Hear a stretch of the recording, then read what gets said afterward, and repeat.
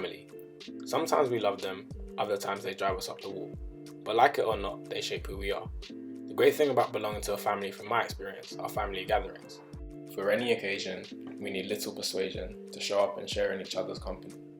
All year round, we share and abound in harmony, laughter and love around the table of a warm meal with dishes that each member has prepared. The thing about these people is that they can drive you to laughter or despair. Welcome to the family affair.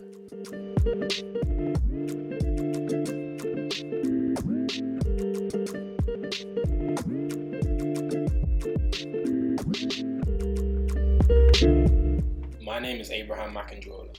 I am the second generation London-born child of a Sierra Leonean mother and a Nigerian father. I recently completed my studies at Bangor University. I am a lover of Jesus, music, and basketball, to name a few things. Growing up in predominantly white spaces, I saw a lot of ignorance towards the African continent. In 2021, this ignorance is still prevalent. I wanted to seek the views of a diverse range of people around me in Bangor, to explore how the current narratives about Africa can be changed to be more reflective, accurate, and true going forward.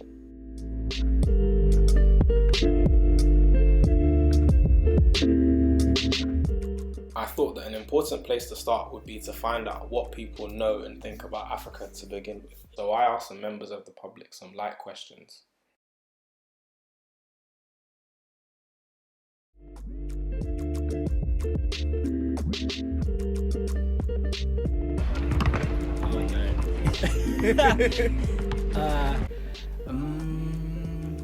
Think of Africa.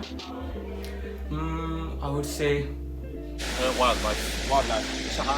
Sahara Desert. Sahara. jungle. Lion. Determination. Industry. Beautiful babies.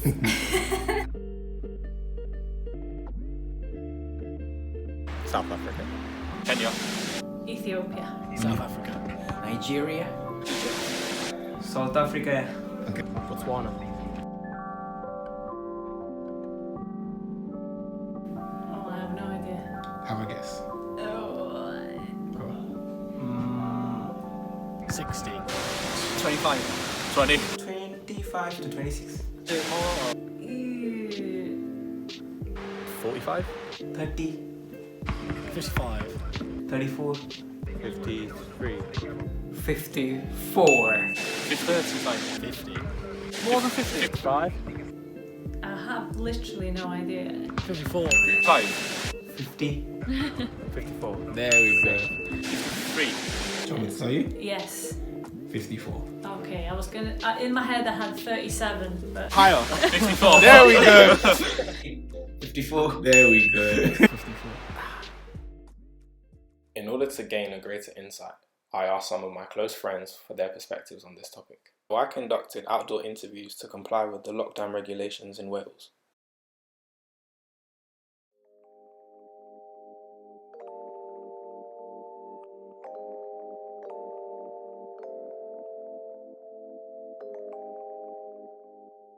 So I met my first interviewee at Aberfalls here in North Wales.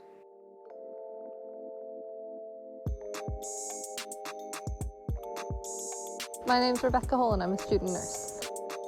I'm from Northern Ireland. I went to a grammar school and I wouldn't say that my education on Africa and African culture was very insightful. I don't think, I clearly haven't learned anything really from school about it. It's just sort of what you learn on your own. In geography we learned a bit about environment and how things work like that. And what do you think of when someone mentions Africa? Probably like safaris and giraffes. Yeah. And do you know how many countries there are in Africa? Guessing probably about 50. That's right, Yeah. There's 54 official states, and then there are some islands Oh, okay. as well. Have you ever been to the African continent before? Never. And would you visit? Yeah, I think it would be a lovely holiday. And do you have any countries in mind that you think of that you'd like to visit? I think of Kenya and Uganda, probably spring to mind. Why specifically those countries? I think those are just the ones I've heard the most about. Okay. Yeah. And would you ever consider working as a nurse in Africa? I don't know. I haven't thought about it before, but I'd have to. I think it would be a lovely place to work, but I don't know about pay or benefits or things like that. So, Rebecca, being a nurse, do you ever see any disparities amongst the nurses that are of African descent or have migrated in comparison to what you experience as a nurse that is trained and formed within the UK? Yeah. I think when there's certain nurses that have like emigrated and from North Africa, and or due to like the difference, obviously in Africa they are got more responsibility and they're higher skilled nurses, but come into the UK they're de-skilled, and then because of like a language barrier and maybe taking some time to think about things, other people might underestimate them and think they're like not as educated as we are in the UK, when the opposite in fact is true.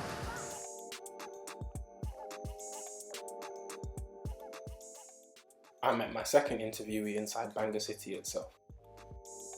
My name is Dr. Salamat Fado, and by training I'm a conservation biologist. And then most recently I have delved into international development. I come from northern Nigeria, northeastern Nigeria to be precise. It is, there is a state that is called Gombe, and that's where I come originally from, and I lived there for 30 plus odd years, and then moved to North Wales in 2011. Okay. Yeah, when I arrived here, I think a lot of the people that I met have not had no knowledge, prior knowledge of Africa and Nigeria specifically. So it aroused a lot of curiosity on the way I do things, the things I know, my level of exposure. It was an eye-opener, sort of, I would say, even to colleagues that are working in the university, So I think I was shocked at, the level of ignorance of people here about the countries and the continent. And finally, given their location, I met my third interviewee on Zoom. Due to the nature of their work, they chose to remain anonymous. Comment ça va? Bonjour, je vais bien, Abraham. Et juste pour les spectateurs, je veux commencer en disant que tu parles super bien anglais, mais c'est plutôt pour moi parce que j'ai pas trop d'occasion de pratiquer mon français.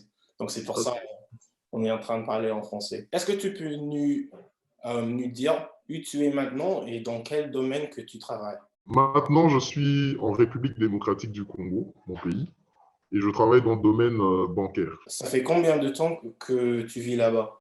Oh, depuis ma naissance, hein, j'ai jamais vécu ailleurs qu'au Congo. À de rares occasions, je voyage, mais je suis basé au Congo. Comment décrirais-tu la vie au Congo? La vie au Congo est plutôt difficile. C'est un pays pauvre, d'après tous les standards qui sont définis par les Nations Unies. On est dans la catégorie des pays à faible revenu. Donc, la vie ici au Congo se passe au jour le jour. Il faut essayer de se battre pour s'en sortir. C'est pas si évident, en fait. Est-ce que tu penses que le Congo est bien représenté autour du monde? Je dirais non. Pourquoi je dirais non? Parce que on est un pays qui a été en guerre pendant plusieurs années. Depuis pratiquement près de 25 ans. Il y a une partie du pays qui est constamment en guerre où il y a des conflits armés qui se passent. Donc, internationalement, c'est plutôt cet aspect-là des choses qui est mis en exergue. Et disons que moi, je pense que c'est une mauvaise représentation du pays, parce que le pays est très vaste, mais la partie du pays qui est sujette à des instabilités, c'est vraiment une petite partie du pays, mais de manière globale, c'est plus ça que les gens connaissent du Congo, en fait. What impressions do you have of Africa based on what you see in the media? I think the media sort of portrays it as like a poor place. People like have to walk miles and miles for water, and I think that does happen, but that's not the majority. I think it's portrayed as the majority of Africa is like that. And why do you think that this idea of poverty is such a prevalent theme within like media outside of Africa? I think they want to be shown that they're helping. Yeah. Could you elaborate on that? They want to be shown that they're helping through aid and helping people. And what impressions do you have of how the rest of the world treats the African continent? I think it's sort of portrayed as quite a poor, impoverished area, but I don't think that's true. Do you think that the term developing countries is appropriate for these countries in Africa? Not really, because some areas are very developed and some areas are underdeveloped, so I think to put as the whole term as developing is a bit sort of undershows the development. Je dirais non. Ça, c'est vraiment personnel. Moi, je dis que ce n'est pas une expression appropriée parce que c'est comment on définit le développement. C'est ça la question que je me pose. Ce qui est développement pour moi n'est peut-être pas la même définition du développement pour quelqu'un qui est ailleurs. Ce dont moi j'ai besoin pour mon bonheur, pour ma vie, n'est peut-être pas forcément la même chose que quelqu'un d'autre ailleurs a besoin pour son développement. Donc, les standards de ce développement sont définis par qui? Qui est-ce qui dit que ça, c'est le développement et ça, c'est pas le développement? C'est des questions très philosophiques, je sais, mais à mon entendement, l'expression pays en développement n'est pas une expression appropriée pour désigner le pays. Have you seen the film Black Panther? Yeah. And what did you think of it? I really liked it. I think it showed a lot of African cultures coming together. Do you think that Wakanda is a positive representation of what African countries can be, despite the fact that it is fictional? Yeah, it shows different cultures within the program, so more of the tribes, and then there's also like the modern aspect to it as well. Yeah. C'est une superbe représentation de ce qu'on peut atteindre si on évolue à notre plein potentiel, en fait. Je pense que c'est une très belle représentation parce que elle garde les racines, elle garde vraiment un attachement assez solide à la culture qu'on a en tant qu'Africain, mais elle embrasse aussi vraiment le progrès technologique qui est aujourd'hui la course de tout le monde à travers le monde. Est-ce que tu penses que les autres pays africains sont bien représentés autour du monde? Non aussi, parce que c'est plutôt drôle, mais à chaque fois que je me suis retrouvé à l'étranger, les gens, quand ils te parlent de l'Afrique, la première des choses qui leur vient à l'esprit, c'est une image de pauvreté, une image de famine, de pauvreté. C'est instinctivement et même inconsciemment la première image qui vient à l'esprit des gens quand je suis en voyage. Donc, je pense que ce n'est pas seulement ça, l'Afrique.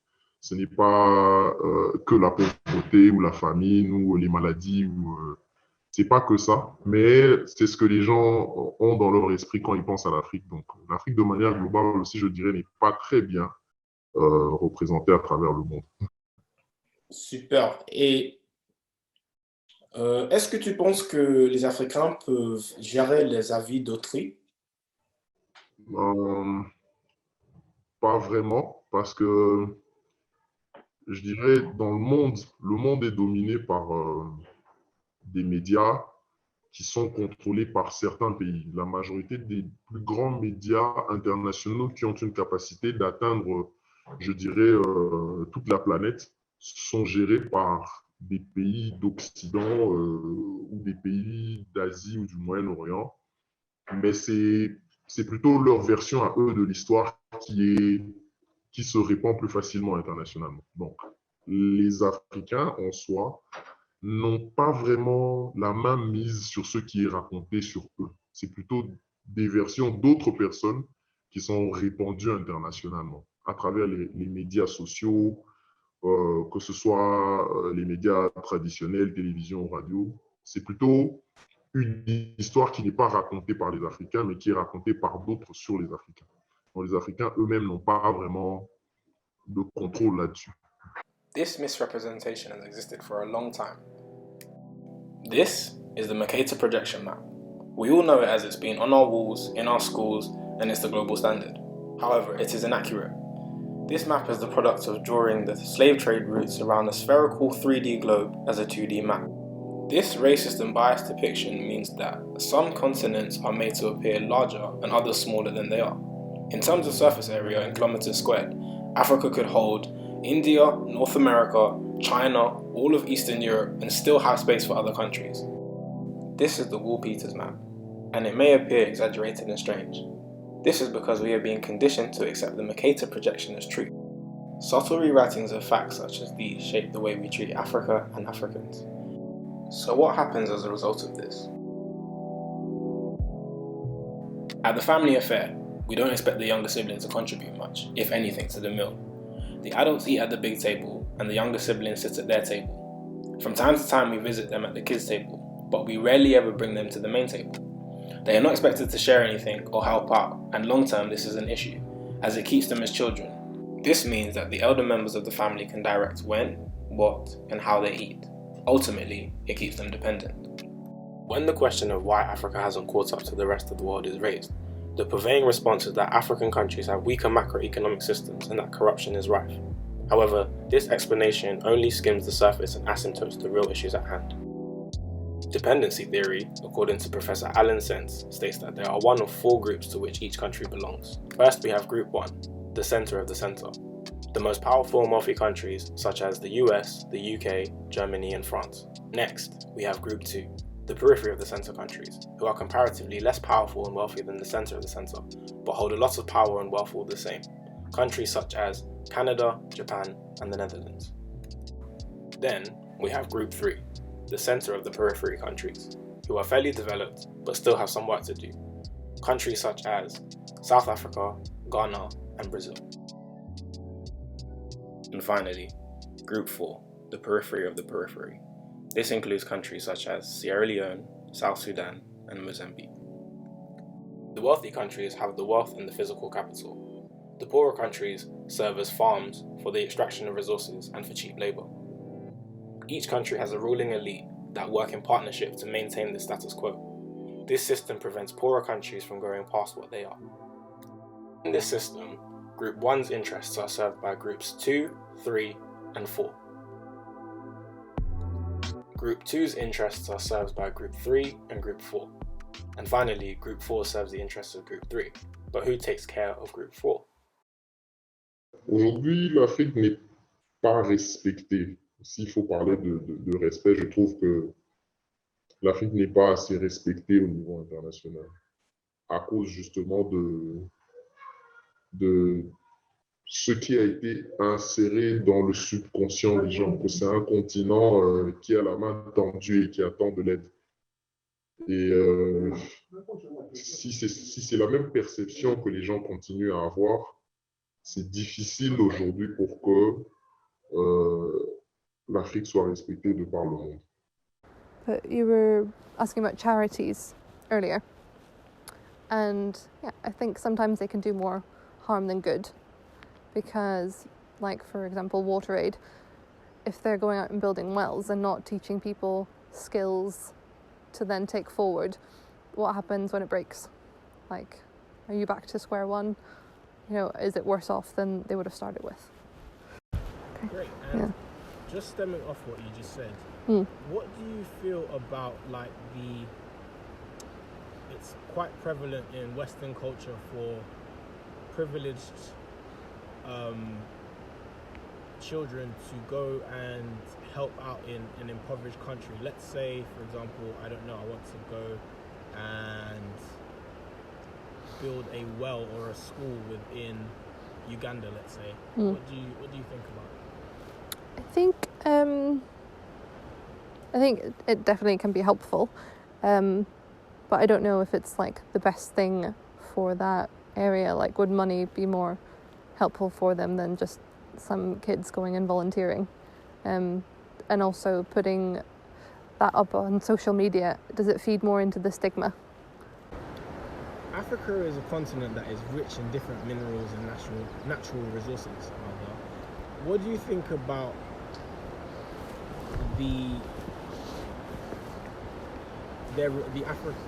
specific African countries? So, for example, in Congo, there's a lot of coltan and cobalt. So, the phones that we use, the laptops, they are filled with all these things. But, like, for example, a country like Congo doesn't necessarily see all the benefits from having this kind of resources. What do you think about that? I think it's really unfair because it's been taken from that country, but it doesn't benefit the people that work there. And the people that mine these resources. Definitely underpaid. But yeah. So, in light of this current situation that we're in, that is the global pandemic, how would you say that the African nations are handling COVID-19?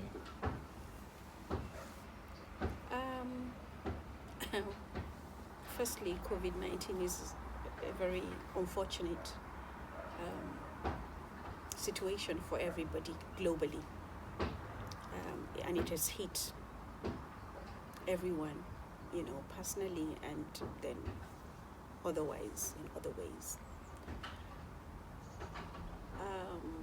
Maybe it is worth mentioning here that the African continent is probably the least hit by the impacts of the pandemic. And so we also have to be mindful of the fact that the African continent would probably have been hit the most if the impact was parallel. Because, of course, they lack all the resources, the health capacity and equipment that would have supported the populations. However, I would say that I can talk about Nigeria specifically because I just returned from a trip from Nigeria, and I think that the response, Nigeria has the NTDC, they call it, that is responsible for monitoring all cases. And what I saw and what I read is that they're very serious.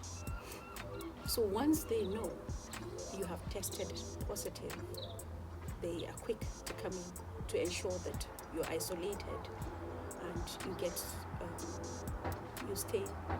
you do your quarantine period and stay away from other people to reduce the spread. I know that their travel rules are very strict because if you don't show a negative result, you're not allowed in the country. And once you get into the country, within your 7th day to 14th day of being in the country, you must take another test. But generally, Nigeria is, I think, is doing okay with the COVID-19 pandemic. Yeah, I would say that.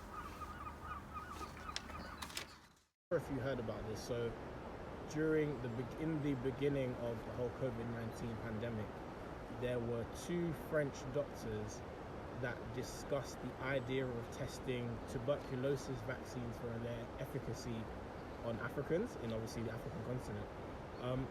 So what I wanted to ask you is, what do you think about their they're discussing this topic, despite the fact that at the time, and even to this day, to present, the cases of COVID-19 are significantly lower in the African continent than they are in Europe and the rest of the world. Yeah, I heard about their plans to test the vaccine over there, and I don't think it's very fair to sort of put African people on trial first. It sort of maybe shows that they don't matter as much. I don't think it's fair to just be like, oh, we'll just give it to the Africans because they'll take it. C'est ridicule, déjà. Je vois pas pourquoi, je ne vois pas pourquoi l'Afrique serait particulièrement ciblée comme un endroit où on devrait tester des vaccins et pas ailleurs. J'avais pas très bien saisi c'était quoi l'argumentaire derrière, mais il me semblait que c'était des raisons assez farfelues. Donc, j'ai trouvé ça pas pertinent, en fait. Je me suis posé beaucoup de questions sur les motivations pour lesquelles eux, ces deux scientifiques, voulaient absolument que les tests soient faits en Afrique parce que je ne voyais pas de raison logique derrière leur proposition. Yeah, I think that that particular case is a little bit disturbing, and that is why there was a lot of responses from various quarters, Africa and Africans in diaspora especially, to condemn that that intention, because I know that it never happened. And what is worrying especially is that there are more cases in the West. So why do you go to a place with less cases to test for solutions for vaccines or whatever they were developing? I think it's vaccines. It's just to help them to develop the vaccines. It didn't make sense. And now it's even beyond such intentions. It has gone now to the vaccine itself. Now we have about 4 different vaccines rolled out in the UK, in Wales. And people are skeptical. They are very skeptical. Africans are not sure whether they should take it or not. So we keep preaching the sermon and say, you know, you're free to take it. It is not going to harm you. Why? Because a lot of Africans distrust some of these intentions based on past history, things that have happened to them before. They are not guinea pigs. They are human beings like any other person. So why do you want to test on them? You know? So we're trying our bit to raise awareness in the Black communities, to tell people as much as possible, once you're offered the vaccine, take it. But again, I think it will take time, you know, and then we have to build trust again from the scratch because of history. So yeah, that's what I can say on that. Yeah. And I wanted to ask, why do you feel, obviously you can't speak for the 2 individuals that chose to openly debate this, but why do you feel that they were comfortable having this conversation live on television? I think it's personal to them. I know that many people feel freer to do things in Africa. Firstly, because it is cheaper to do anything at all in Africa. Secondly, the licenses and the permits to operate may be easier to get. And because before them, many people have got their way. They did it and nothing happened, you know. So I think that is why it's important for the few of us that have the opportunities to speak out and condemn some of these behaviors, you know, to safeguard the continent and also to actually tell people that this is the 21st century. It's not business as usual. Yeah. Effectivement. Les pays occidentaux ont versé beaucoup d'argent aux pays africains dans la forme d'aide internationale. Est-ce que tu penses que l'aide internationale améliore la situation en Afrique? Non. Là, je dirais clairement non. Parce que j'ai personnellement fait mon travail de fin d'études pour mon bachelor sur ça. J'ai parlé de l'aide internationale et de l'impact qu'il avait sur le développement économique. Et la conclusion de mon travail, je reste convaincu qu'elle est réelle. Les programmes d'aide au développement sont un échec. Ça n'aide pas au développement parce que ça fait aujourd'hui des années et des années, près de 50 ans, que ces aides existent, mais pour quels résultats en fait? Je ne vois pas ce que ça a apporté comme impact. Ou s'il y a un seul de ces programmes de développement qui peuvent dire tel pays s'est développé grâce à notre aide. Je n'en vois pas parce qu'aujourd'hui, l'Afrique, sur pratiquement tous les indicateurs de développement, reste à la traîne alors qu'il y a ces aides-là qui arrivent. Donc, ça n'a pas marché. Et est-ce que tu penses que l'aide internationale est un outil pour tenir l'Afrique en bas? Je pense que oui, parce que les conditions de ces aides ne bénéficient des fois pas à l'Afrique. Je pense que quand on vient chez des gens et qu'on prétend vouloir les aider, il faudrait que ce soit ces gens qui vous disent leurs besoins. Et votre aide doit s'adapter à leurs besoins, mais pas à ce que vous percevez de ce dont eux ont besoin. Or, avec l'aide, moi, j'ai toujours l'impression que c'est des gens qui viennent avec leurs agendas qu'ils veulent appliquer chez vous, en fait. C'est ça, en fait. Et c'est ce qui fait que ça ne marche pas. Parce que j'ai l'impression que ce n'est pas orienté vers ce dont les gens ont vraiment besoin sur le continent. C'est orienté plutôt vers des agendas que ces gens qui viennent avec l'aide ont à réaliser chez nous. Voilà.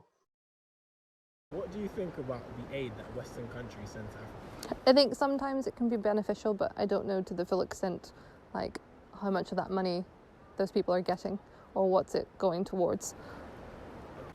I don't like aid. I don't like the word aid. I don't support the word aid. And what I want, what I promote is collaboration, partnership.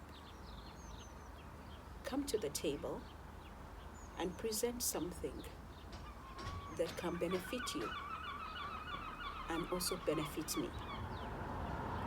Not to make it look like you're coming to do me a favor, when in the real sense, you need me as well. So we need to come to the table where we have dialogues, where negotiate what will actually translate into some development for our people. We don't support aid per se. Maybe the name needs to be changed. I think that is a talk for another day. Okay. Yeah, but it would be very good if we see ourselves as partners and not you giving me aid and I'm at your what would you call it now? Beck and call, yes.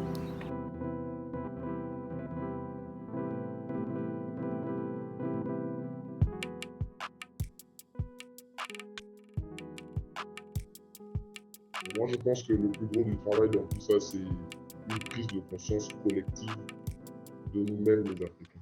C'est le point de départ.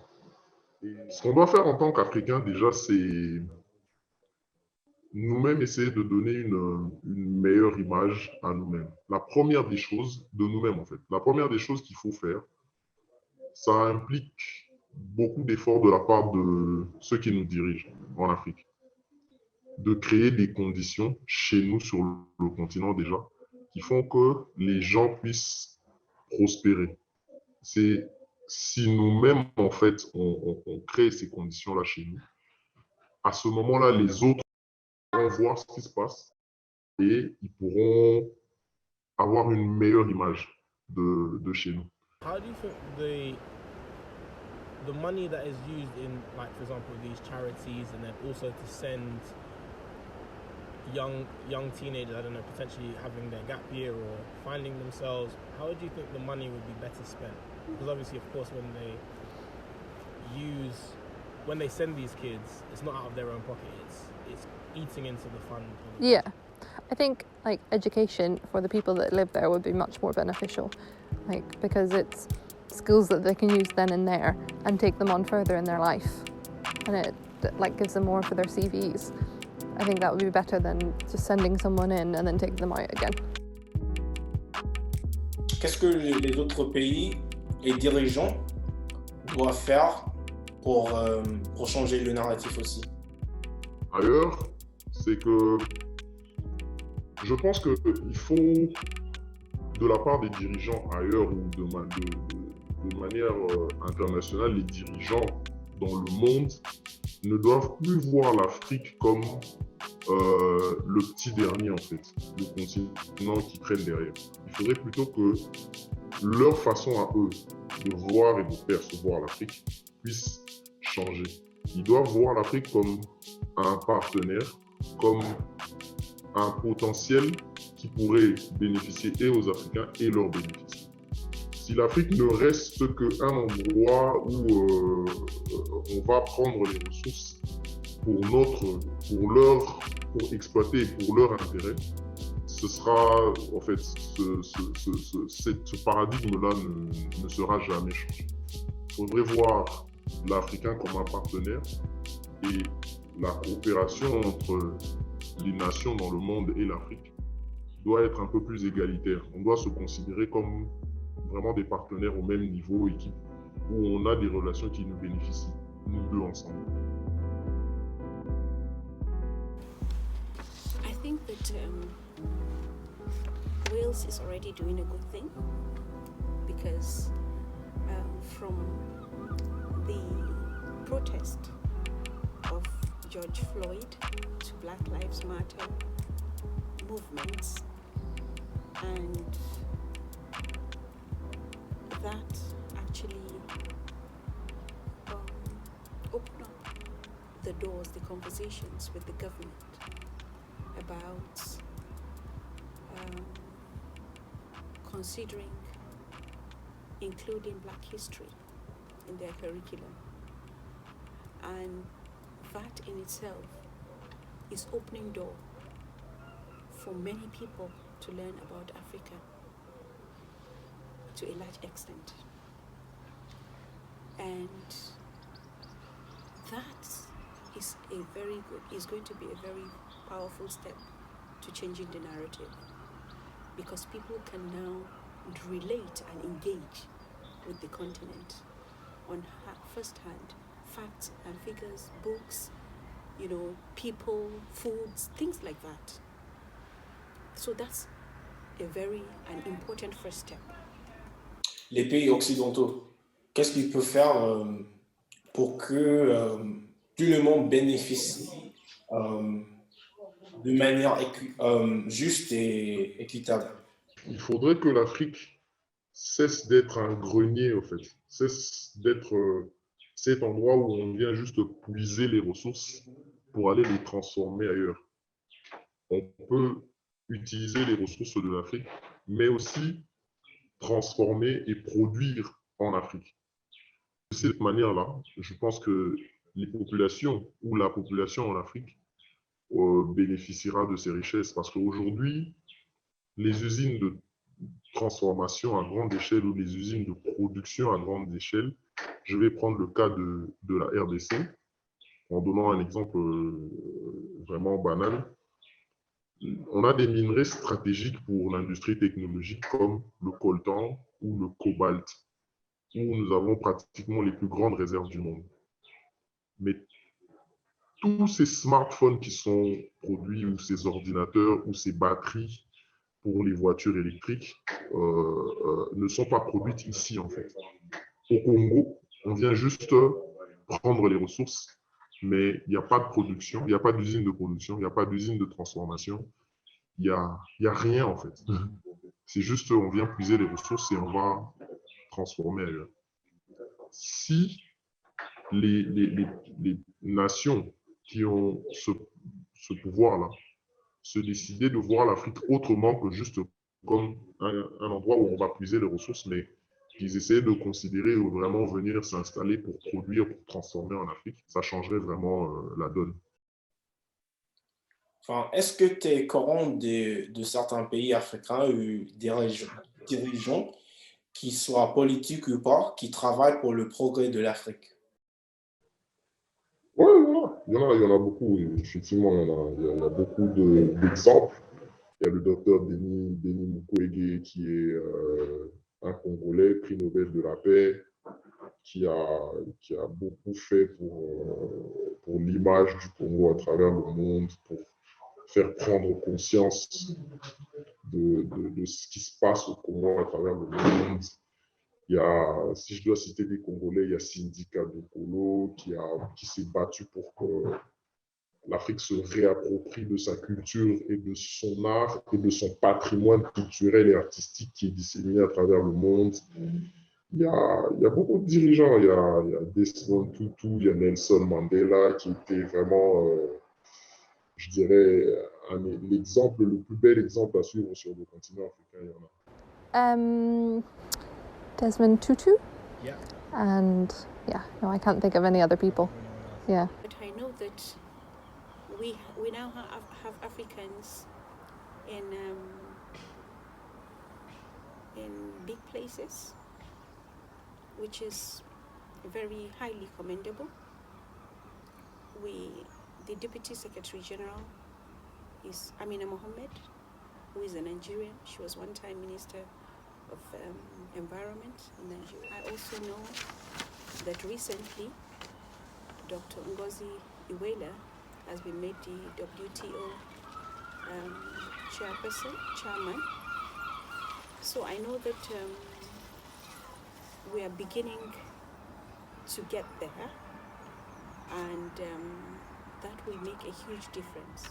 Begin to think about how to give back in little ways. It doesn't have to be mighty, but do your little things. Just recently, we started a network of women for sustainable development. We started it last year, and what we have done is to recruit women that are well established in their field of work across 5 countries, but all these women are from the 19 states and Abuja of northern Nigeria.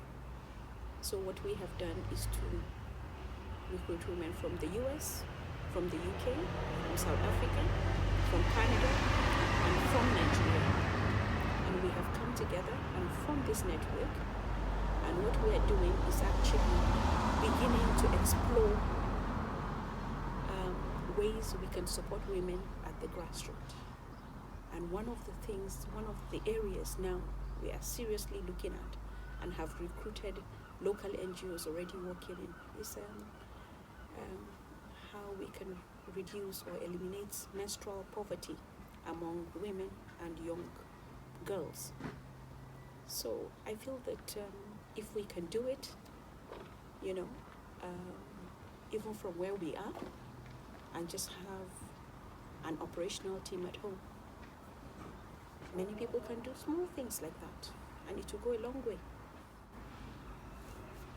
Secondly, those of us that are Africans, that live among these people, have a responsibility to share with them the beauty of where we come from. And that is why in North Wales, we started the North Wales Africa Society. And that provides a platform for the first time. We started in 2018. This is the first time there's such a society, and it provides the platform for people to know about African culture. We've had several events and have invited people, locals and other foreigners that are here, and they have tasted our jollof rice, our puff puff, our moi moi, so many nice African things. Disons, dans quelle position aimerais-tu voir l'Afrique? J'aimerais voir l'Afrique dans la position qu'elle devrait avoir normalement, mais ça implique que l'Afrique pourrait être aujourd'hui le continent le plus avancé, un peu comme dans Black Panther, dans Wakanda.